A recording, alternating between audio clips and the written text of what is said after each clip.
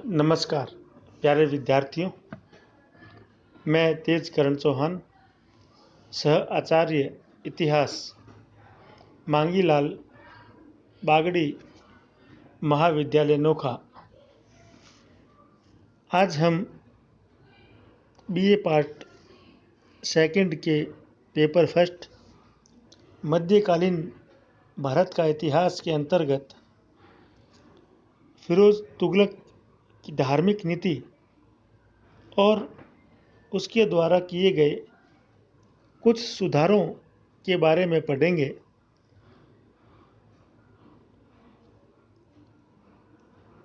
अलाउद्दीन खिलजी और मोहम्मद तुगलक जैसे शासकों ने धर्म को राजनीति से पृथक रखा। इसके ठीक विपरीत फिरोज तुगलक ने राजनीति को धर्म पर आधारित बना दिया। इसका मूल कारण उलेमाओं द्वारा उसके उत्तराधिकार का समर्थन करना और दूसरा उसका स्वयं का स्वभाव और धर्म के प्रति उसकी भीरुता थी। डॉक्टर श्रीवास्तव बताते हैं कि चूंकि फिरोज स्वयं एक हिंदू स्त्री का पुत्र था, अतः उसने यह दिखाना आवश्यक समझा कि मैं शुद्ध तुर्की माता पिता से उत्पन्न लोगों से कम अच्छा मुसलमान नहीं हूँ। इसीलिए फिरोज ने राजनीतिक और शासनिक कार्यों में भी उलेमाओं से परामर्श लेना और उनकी सलाह अनुसार शासन का संचालन स्वीकार कर लिया। जबकि इसके ठीक विपरीत सुल्तान मोहम्मद तुगलक ने उलेमा और अमीर वर्ग के अधिकारों को पूर्णतः प्रतिबंधित रखा और वह अक्सर कहा करता था, धर्म और राजनीति दोनों पृथक चीज़ें हैं और उलेमा वर्ग का कार्य धार्मिक क्रियाकलापों तक सीमित रहना और जनता के आचरण के बारे में व्याख्या करने तक ही सीमित रहना चाहिए। जबकि मोहम्मद तुगलक और अलाउद्दीन खिलजी के अलावा लगभग सभी सुल्तानों के काल में शासन प्रशासन रीति नीति पर उलेमा वर्ग की हमेशा कड़ी पकड़ रही थी, जिसकी वजह से उलेमा और अमीर वर्ग अपने अधिकारों को दुरुस्त रखना चाहते थे। फिरोज तुगलक ने महसूस किया था कि मोहम्मद तुगलक की असफलताओं के पीछे मुख्य भूमिका उसकी स्वेच्छाचारिता और धार्मिक क्रियाकलापों में हस्तक्षेप करना था और साथ ही साथ उलेमा वर्ग को राजनीति से दूर करना भी एक मुख्य कारण था। इसीलिए उसने गद्दी संभालने के बाद यह निश्चय कर लिया था कि उसे उलेमा वर्ग और अमीर वर्ग के अधिकारों में किसी प्रकार को प्रतिबंधित नहीं करना है, बल्कि उन्हें अधिक सुविधाएं और अधिकार प्रदान किए। यद्यपि फिरोज का दृष्टिकोण संकुचित और संकीर्ण था, उसके प्रभाव के कारण भारत में इस्लाम का गहरा प्रसार हुआ। हिंदुओं को बलात् मुसलमान बनाया गया। हिंदू मंदिरों और मूर्तियों को विध्वंस करना और हिंदुओं पर नाना प्रकार के अत्याचार करना फिरोज के शासन का मुख्य ध्येय था। इन सब कार्यों के पीछे उसे यह सिद्ध करना संभव था कि वह भी एक अच्छा मुसलमान है। फिरोज ने अपने आत्मचरित्र में लिखा भी है कि मैंने अपनी काफिर प्रजा को पैगंबर का धर्म स्वीकार करने के लिए बाध्य किया और यह घोषणा की कि जो भी अपने धर्म को छोड़कर मुसलमान बन जाएगा उसे जजिया कर से मुक्त कर दिया जाएगा। इस प्रकार हम देखते हैं कि उसने अपने आप को एक उच्च कोटि का या धार्मिक दृष्टिकोण से कट्टर मुसलमान सिद्ध करने का प्रयास मुस्लिम उम्मत और जमात में करने का प्रयास किया। नगरकोट और जाज नगर पर फिरोज के आक्रमण उसकी धार्मिक नीति से ही प्रेरित थे। इन दोनों स्थानों पर उसने मंदिरों और मूर्तियों का ध्वंस किया, पुजारियों को मौत के घाट उतारा। उसकी धर्मांधता इस सीमा तक बढ़ गई थी कि उसने हिंदुओं के धार्मिक मेलों पर भी प्रतिबंध लगाए और नवीन मंदिरों के निर्माण की मनाही कर दी गई। एक ब्राह्मण का उसने मात्र इस आरोप के कारण वध करवा दिया कि वह मुसलमानों को हिंदू बनने के लिए प्रोत्साहित करता था। वस्तुतः वह अपने आप को केवल एक मुसलमान शासक ही समझता था।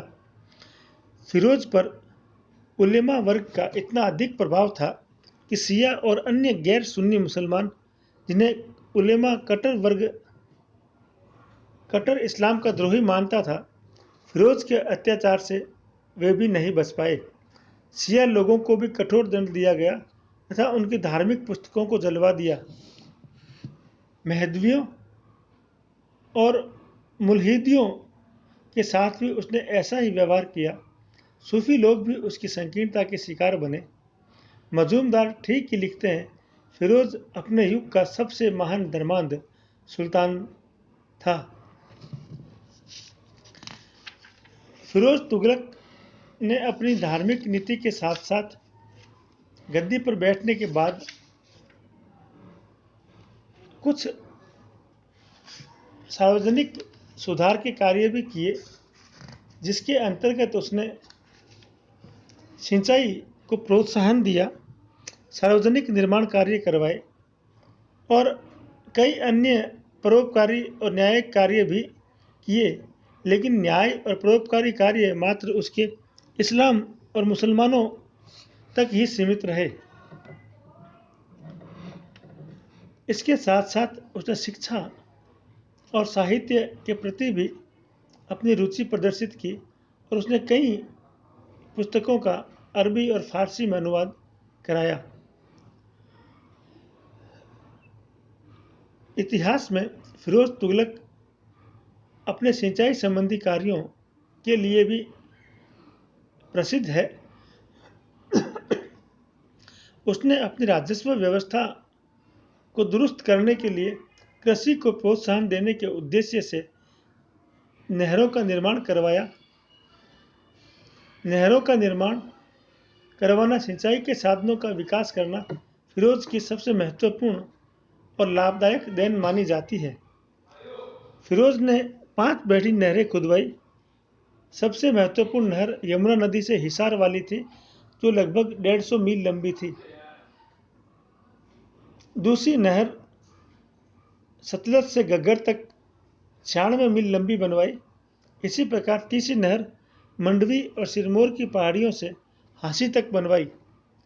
चौथी घग्गर से नव स्थापित नगर फिरोजाबाद और 5वीं यमुना से फिरोजाबाद तक पहुंचाई। फरिश्ता कहता है कि सिंचाई की सुविधा के लिए फिरोज ने अन्य नदियों पर लगभग 50 बांध भी बनवाए और तालाबों का निर्माण करवाया। सिंचाई की सुविधा के लिए उसने 160 कुएं भी खुदवाए। इन नहरों और कुओं की वजह से सैकड़ों वर्ग मील क्षेत्र को सिंचाई की सुविधा प्राप्त हुई। इसी प्रकार फिरोज ने अनेक सार्वजनिक उपयोगिता के भवन बनवाए। उसने अपने शासनकाल में 40 मस्जिदें, 30 विद्यालय, 20 महल, 100 सराएं, 300 नगर, 100 अस्पताल, 5 मकबरे और 100 सार्वजनिक स्नान गृह और 15 पुलों का निर्माण करवाया।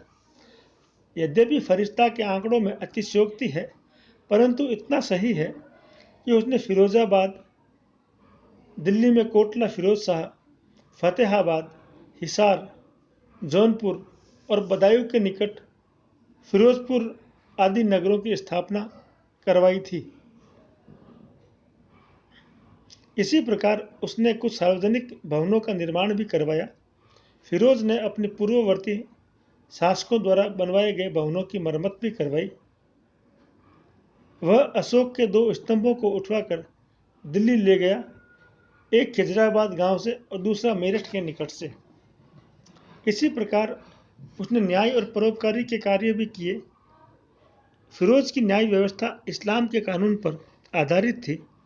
न्याय और धर्म विभाग के सभी पद उलेमाओं के लिए सुरक्षित रखे गए और पूर्ववर्ती सुल्तानों द्वारा छीने गए उनके विशेष अधिकारों को पुनः बहाल कर दिया गया।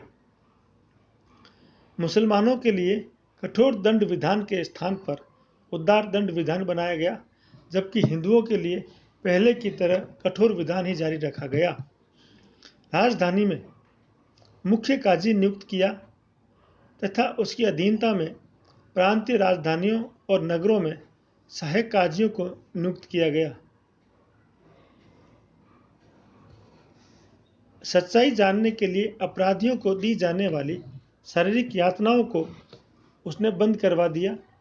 फिरोज की परोपकारी कार्यों में विशेष रुचि थी। उसने बेकार मुसलमानों के लिए एक रोजगार दफ्तर खोला, उसके संचालन के लिए अधिकारी नियुक्त किए। इस दफ्तर में बेकार लोगों का नाम लिखा जाता और उन्हें उनकी योग्यता अनुसार काम दिलवाने में मदद की जाती थी। फिरोज ने एक दानशाला भी खोली, जिसके द्वारा निर्धन और असहाय मुसलमानों की अवयस्क पुत्रियों के विवाह की व्यवस्था सरकारी खर्चे पर की जाती थी। उसके माध्यम से उसने मुस्लिम विधवाओं और अन्य अनाथ बच्चों की परवरिश भी की। फिरोज ने दिल्ली में एक विशाल चिकित्सालय दारुल सफ़ा का निर्माण भी करवाया, जिसमें निःशुल्क चिकित्सा व्यवस्था और भोजन उपलब्ध होता था।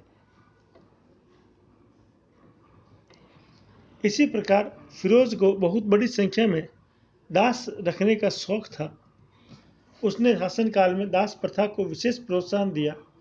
उसने लगभग 1,80,000 दास रखे और उन दासों की देखभाल के लिए एक पृथक विभाग दीवाने बंदागान का निर्माण भी करना पड़ा। 40,000 दास तो उसके शाही महल में ही नियुक्त थे। शेष गुलामों को उसने अपने प्रांतों में नियुक्त किया और प्रांतीय अधिकारियों को उनकी शिक्षा, सैन्य प्रशिक्षण और पालन पोषण का प्रबंध करने हेतु कहा गया। यद्यपि यह सुल्तान का शौक सल्तनत के लिए बहुत आगे चलकर महंगा सिद्ध हुआ। इसी प्रकार फिरोज ने शिक्षा की उन्नति में भी गहरी रुचि ली। उसने अनेक पाठशालाओं, विद्यालयों और मठों की स्थापना की और उसमें विद्वान लोगों को नियुक्त किया।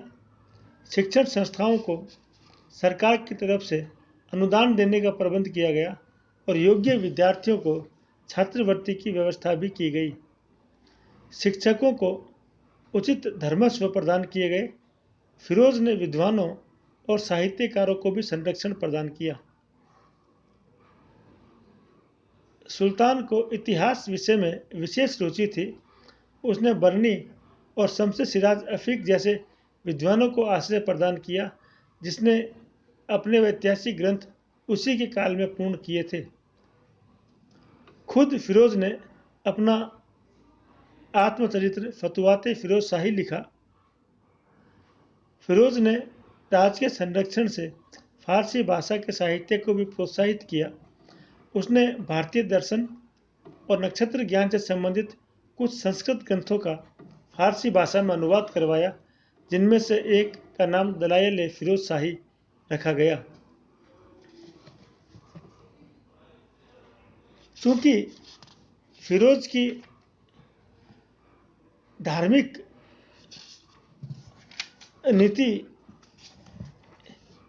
के तहत उसकी जो समय की जो विशेषताएं जो थी, उसका भी बड़ा रोल रहा। क्योंकि फिरोज को जो राज्य मिला था, वह राज्य उलेमा वर्ग और अमीर वर्ग के सहयोग और समर्थन से ही प्राप्त हुआ था।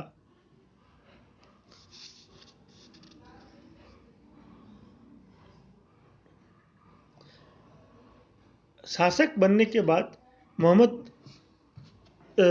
बाद फिरोज तुगलक ने मोहम्मद तुगलक की उदार दानशील विफल योजनाओं और निरंतर विद्रोहों से हुए नुकसान को पूर्ण करने के लिए नवीन व्यवस्था लागू करने की प्रयास किया। फिरोज ने अपने अमीरों और सैनिकों को असंतुष्ट किए बिना राजस्व स्थिति को सुधारने का प्रयास किया।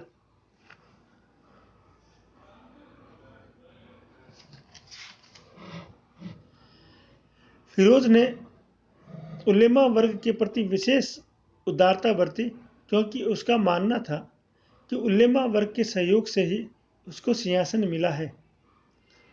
अतः उसने शासक बनने के बाद उन्हें यथासंभव संतुष्ट रखने का प्रयास किया।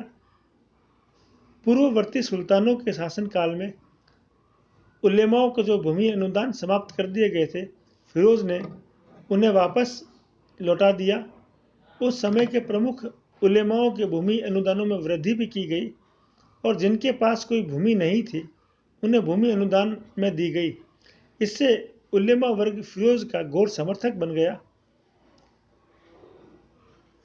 एक अयोग्य शासक होने के बाद भी फिरोज ने एक लंबे समय तक सफलतापूर्वक दिल्ली पर शासन किया। फिरोज की सफलता में इन उलेमा वर्ग का बड़ा योगदान रहा, क्योंकि फिरोज भली भांति जानता था कि जनता पर इस वर्ग का सबसे गहरा प्रभाव है। यदि उलेमा वर्ग को संतुष्ट रखा जाएगा तो साधारण जनता भी उसका विश्वास करती रहेगी।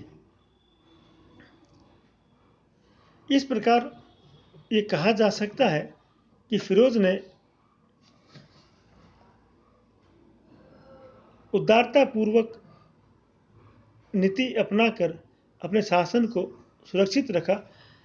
धार्मिक दृष्टिकोण से हम देखें, राजस्व व्यवस्था में भी सब उसने सुधार करना शुरू किया, लेकिन उसने इस्लाम के नियमों के अनुसार जो कर थे इस्लामी शरिया के अनुसार, जजिया, ज़कात, खिराज और खम्स, उनको ही उसने लागू रखा। इसके अलावा उसने और करों को लगाने का प्रयास नहीं किया।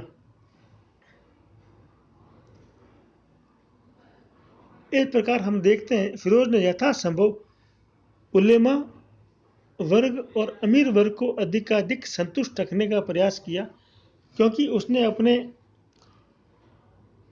जीवन में मोहम्मद तुगलक के समय देखा था कि मोहम्मद तुगलक की स्वेच्छाचारिता की नीतियों की वजह से उसके अधिकारी और धार्मिक अधिकारी प्राय असंतुष्ट रहते थे और वो समय समय पर सुल्तान के खिलाफ विद्रोह करते थे या विद्रोह करने वालों को उकसाया करते थे। एक प्रतिभा संपन्न, बुद्धिमान और पढ़ा लिखा होने के बाद भी मोहम्मद तुगलक असफल रहा था। ये सब कुछ फिरोज तुगलक ने अपनी आंखों से देखा था। अतः उसने कुशलतापूर्वक शासन करने के लिए, सुख शांति से जीने के लिए उसने सारी शासन सत्ता की बागडोर इन्हीं दोनों उलेमाओं और अमीर वर्ग के हाथों में सौंप दी और उन पर उसने पूर्णतया विश्वास भी किया। और उन उलेमा और अमीर वर्ग ने भी सुल्तान फिरोज के विश्वासों पर वे हमेशा खरे उतरे। उन्होंने कभी भी उसके खिलाफ विश्वासघात नहीं किया। एक तरह से यूँ कहा जाए तो शासन की सारी बागडोर सुल्तान ने अपने अधिकारियों के हाथों में ही सौंप दी और उन्हीं अधिकारियों ने उसके शासन को सफल भी बनाया। उलेमा और अमीर वर्गों पर सुल्तान की निर्भरता का अंदाज़ा इसी बात से लगाया जा सकता है कि सुल्तान अपने शासन के शुरुआती 7 सालों में केवल 13 दिन ही राजधानी दिल्ली में रहा। इस प्रकार हम कह सकते हैं कि सुल्तान ने अपने अधिकारियों पर पूर्ण विश्वास किया। बदले में अधिकारियों और उलेमाओं ने भी सुल्तान की विश्वास पर खरा उतरने का प्रयास किया। इस प्रकार हम समझ सकते हैं कि एक उदार दृष्टिकोण और उदार धार्मिक नीति अपनाकर उसने संपूर्ण मुस्लिम जनता और मुस्लिम अधिकारियों और मुस्लिम उम्मत के प्रति एक प्रकार से समर्पण कर दिया था। धन्यवाद। जय हिंद, जय भारत।